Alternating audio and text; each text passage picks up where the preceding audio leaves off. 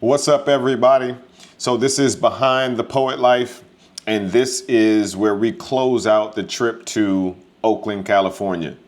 And it's been an awesome time. I've been here since Thursday evening. Now it is Saturday night, Sunday morning. So had an awesome time today, which was an all-day Saturday conference working meeting with my client organization. Got a lot done, very productive time with my clients and their team and their members. And so when I was in the midst of it, I checked my flight to check in. So I tried to check in, you can check in like 24 hours prior to the flight.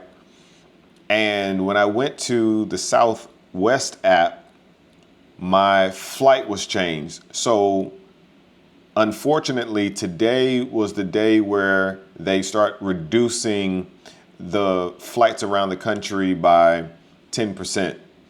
And I didn't know if I would be affected, but I was in a negative way.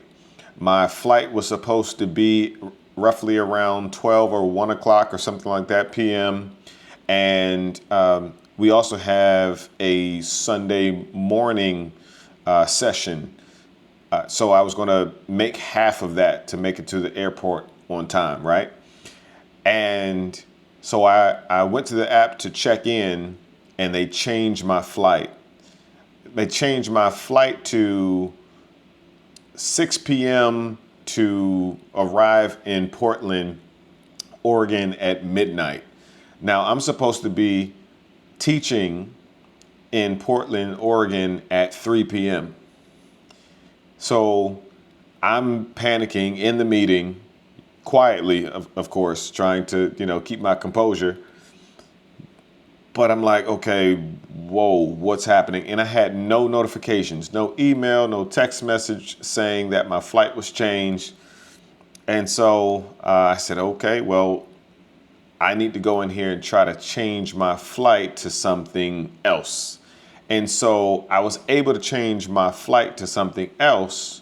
And they had a few, options to choose from at no extra cost. However, the only flight that was available before the time I'm supposed to teach in Oregon is 5:20 a.m.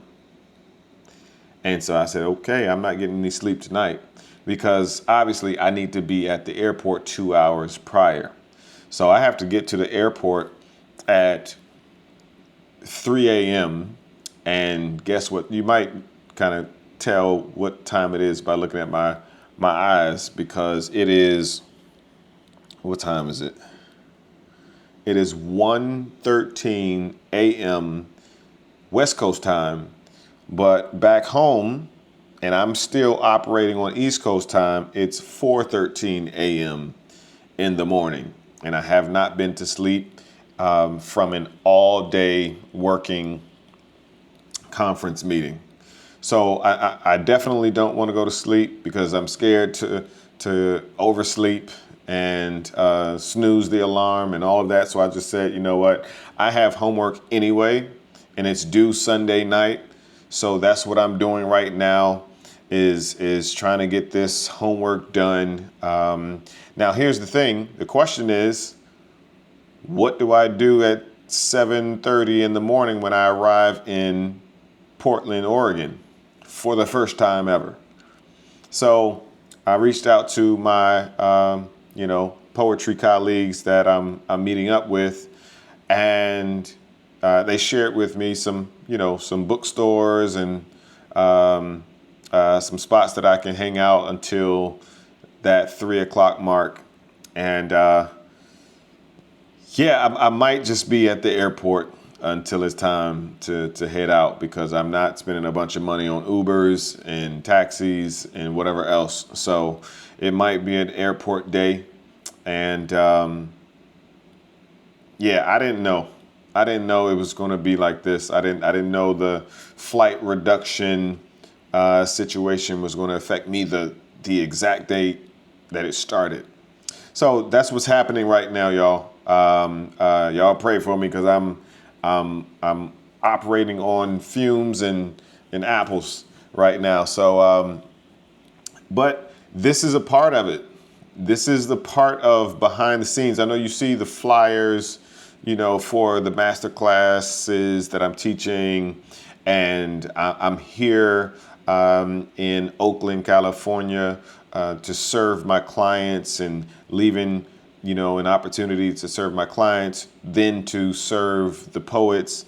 And then from there, from Portland, Oregon, I'm only going to be there for probably 12 hours. And then I'm flying out to South Carolina for the poetry contest for my client on Wednesday.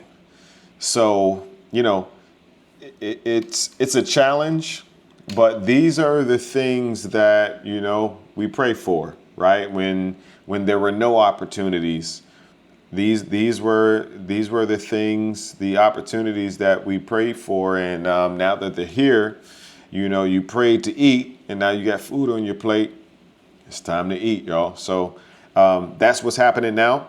And I'm going to try to get as much work done as possible.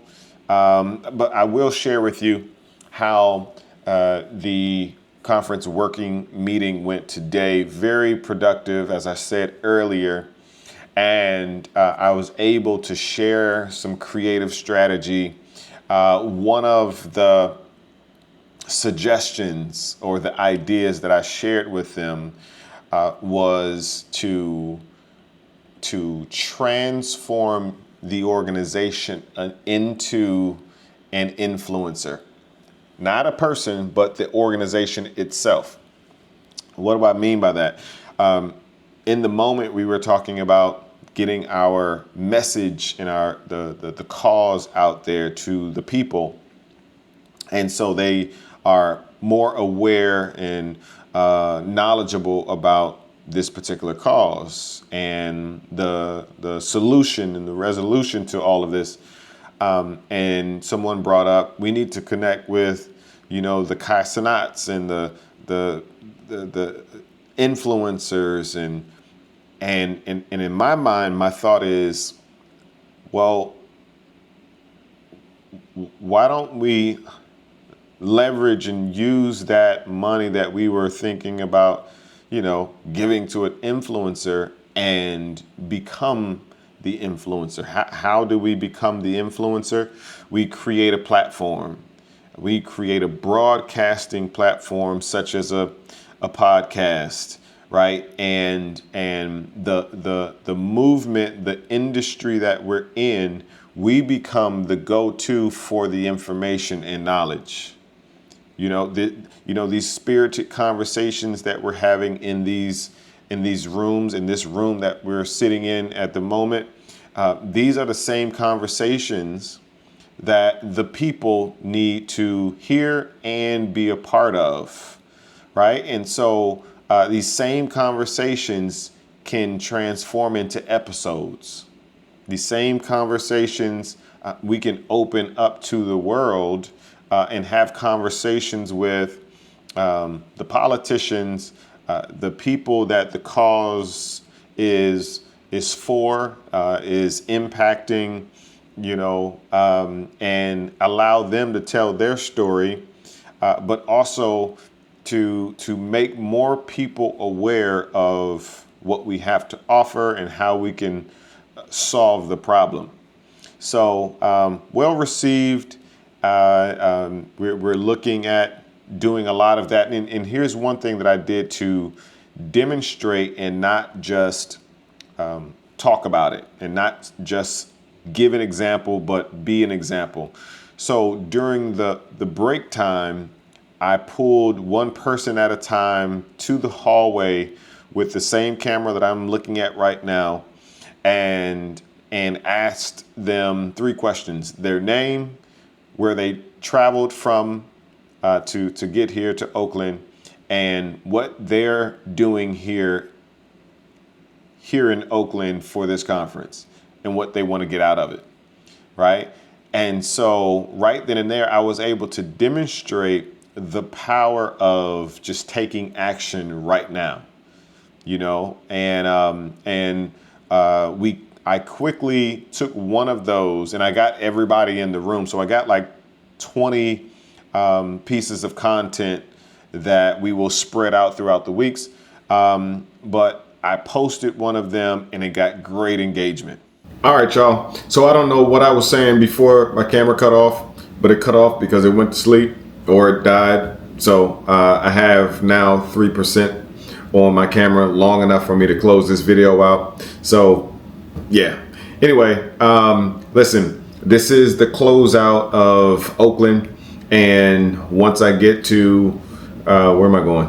Once I get to Portland, Oregon, in the next, I don't know, 5 hours or so, I'll hop on here again, just to kind of give an introduction to what's going to take place in Portland. And we'll go from there. And this is the journey. I plan to do my best to kind of walk through everything that's taking place as it relates to behind the poet life. And I'm excited for the journey.